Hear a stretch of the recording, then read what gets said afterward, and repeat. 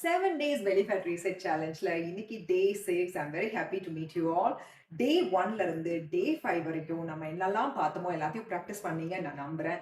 நிறைய பேருக்கு இருக்கிற ஒரு கேள்வி என்ன அப்படின்னா, நான் கரெக்டா ஒர்க் அவுட் பண்றேன், கரெக்டா டயட்ல இருக்கிறேன், நீங்க சொன்ன மாதிரி சாப்பிட்டோன்னா நடக்கிறேன், எனக்கு வந்து ஸ்ட்ரெஸ்ஸே கிடையாது, பட் இருந்தாலும் என்னோட பெல்லி சைஸ் பெருசாக தான் இருக்குது அப்படின்னு யோசிக்கிறீங்களா?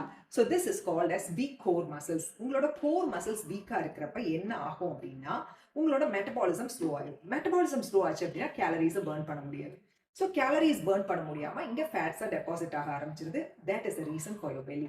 ஸோ இதுக்கு 3 simple and best work out நம்ம வீட்லேயே செய்யறத பார்க்க போகிறோம். First work out standing twist. இதுக்கு நான் ஒரு டம்பல்ஸ் யூஸ் பண்ணியிருக்கேன். நீங்கள் டம்பல்ஸ் இல்லைன்னா ஒரு வாட்டர் பாட்டில் கூட யூஸ் பண்ணிக்கலாம். ஸோ இந்த மாதிரி கொஞ்சம் கேப் விட்டு நின்றுக்கோங்க. தென் கை இந்த மாதிரி வச்சுக்கணும். we are going to twist it. 1 2 3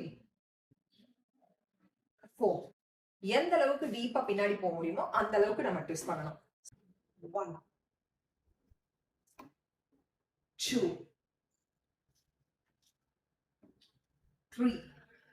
third work out leg raise. நம்ம கோரை ஸ்ட்ரென்தன் பண்ணி ஃபிளாட் பெல்லி கிடைக்கிறதுக்கு இது கண்டிப்பா ஹெல்ப் பண்ணும். லெக் ரைஸ்க்கு இந்த மாதிரி நல்லா ஃபிளாட்டா படுத்துக்கோங்க. கையை இப்படி வச்சுக்கணும். we are going to do it. 1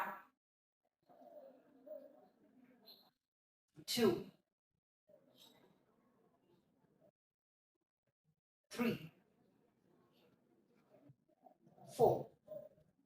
standing twist, sit ups and leg raise மூணுமே ரொம்ப ரொம்ப எஃபெக்டிவான ஒர்க் அவுட். நம்மளோட கோர் மசில்ஸை ஸ்ட்ரென்தன் பண்ணுறதுக்கு ஹெல்ப் பண்ணும். இது கூடவே வந்துட்டு balance diet, healthy lifestyle இதெல்லாம் நம்ம ஃபாலோ பண்ணும்போது கண்டிப்பாக ரிசல்ட்ஸ் எஃபெக்டிவாக இருக்கும்.